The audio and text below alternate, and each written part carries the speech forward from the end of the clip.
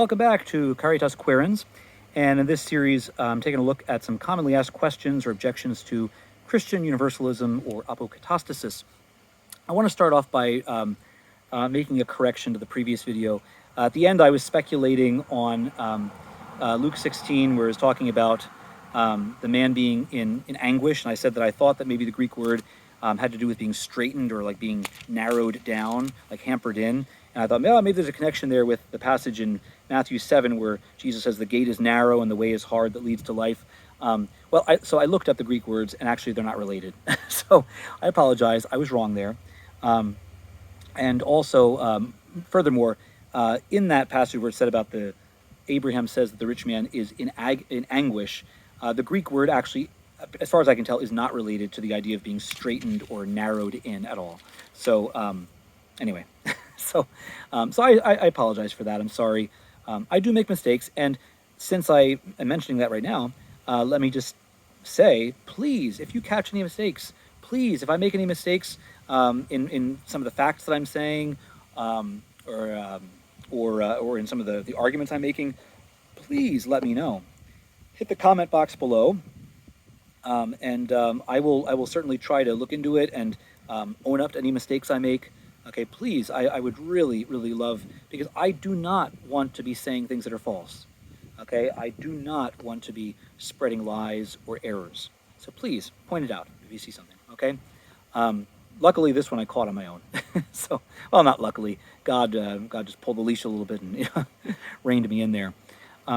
So today, I'm going to take a look at actually a rather short passage. So hopefully this will be a shorter video, but I don't know, you never know. I can be pretty talkative. So this is Matthew chapter 7, verses 13 and 14. This is, of course, towards the end of the so-called Sermon on the Mount.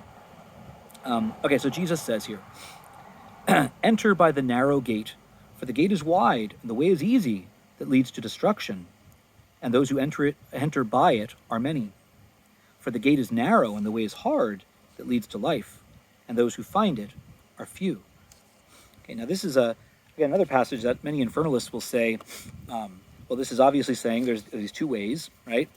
And he's speaking as if, some people, not only some people, but many people will go the way of the wide gate and the easy way. He says those who enter by it are many, okay?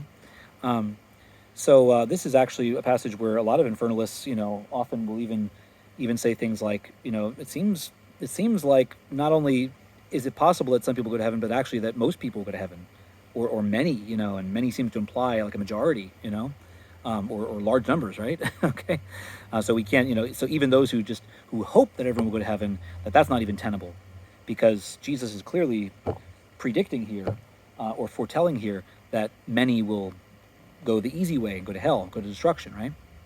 Okay, so again, let's start off with a couple red flags here.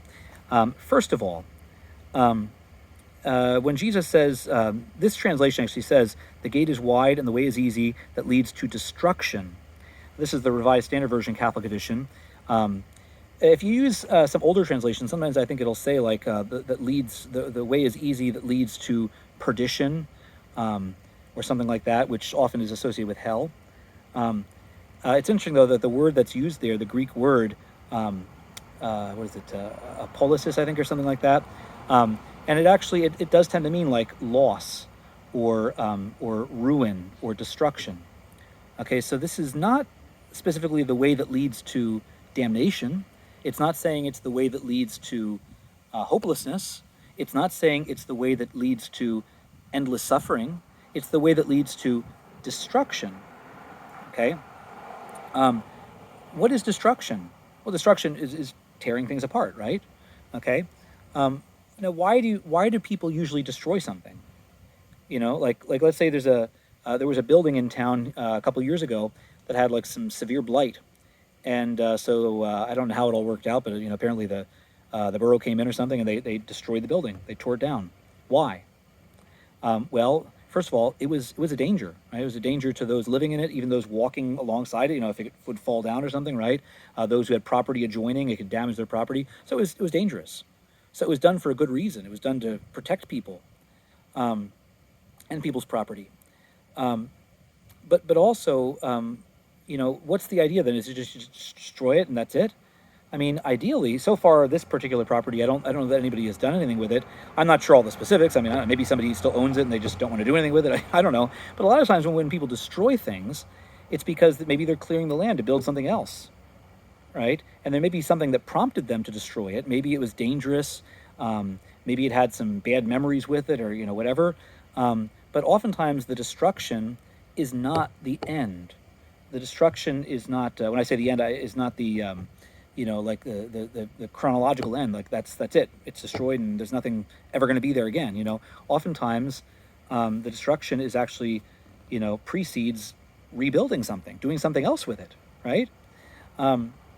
So that very idea here of destruction makes me think that maybe what Jesus is referring to here, that this narrow or this wide gate and easy way leading to destruction, maybe he's just saying, look, if you go this way, you're going to build, metaphorically speaking, you're going to build some undesirable things in your life. And of course, just a few verses later, Jesus is going to tell that parable of the wise man who built his house on the rock, and the those who build their house on the sand, the foolish man who builds his house on the sand, right? And so here he is using another image of building, destruction, right? So maybe he's saying, look, if you go this way, you're going to be the foolish man. You're going to build on sand, and it's going to be destruction. And what happens? The floods, the rain fell, the floods came, the winds blew and beat against that house, and it fell. So he's saying, look, this is not a solid foundation, like that house that was overcome with blight, and it's going to be dangerous, and it's going to be destroyed. It's going to fall. It's going to, so why not save yourself the trouble?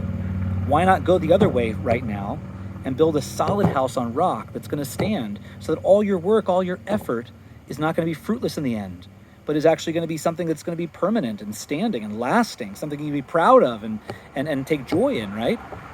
That's what this image makes me think of.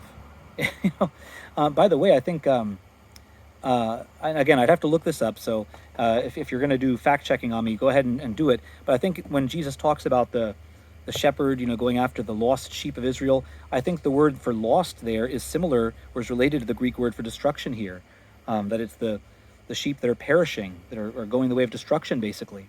So that if that is true, then it's kind of interesting that maybe what Jesus is saying there is that even if you go the wide way, or the wide gate and the easy way, the way of destruction, you're like the sheep that are perishing, but he is the good shepherd, and he will follow you down, and he will track you down, and he will find you and save you, so maybe even a universalist overtone there.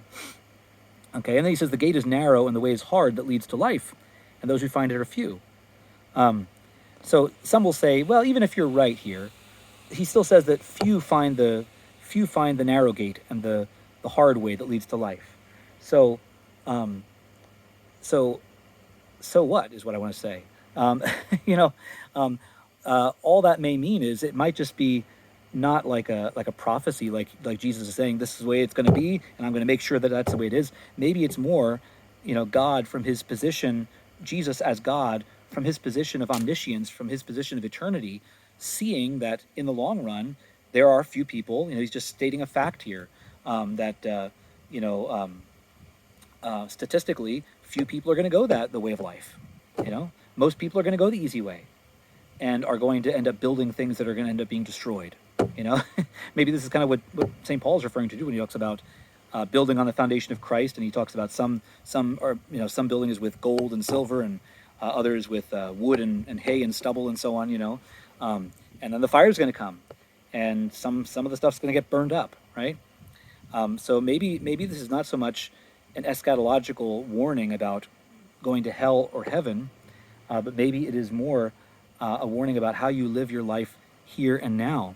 And it's interesting because actually when you look at the very next passage, right after this, starting in verse 15, Jesus says, beware of false prophets. You will know them by their fruits. And then he talks about how you know people by their fruits, by their actions, the fruits that they bear in their life. And that would seem to have a connection to this if he's talking about which way you choose. And one way is going to lead to destruction. Another way is going to lead to life.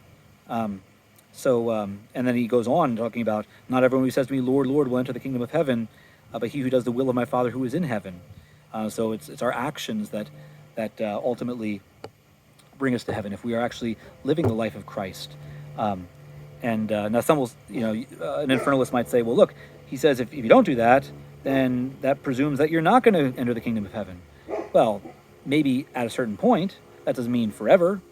Okay, so maybe when the time comes, when Christ returns, some people won't enter the kingdom of heaven immediately. And again, that's kind of what the Catholic Church teaches, even with regard to purgatory. At death, not everyone goes directly to heaven. Some people go to purgatory first.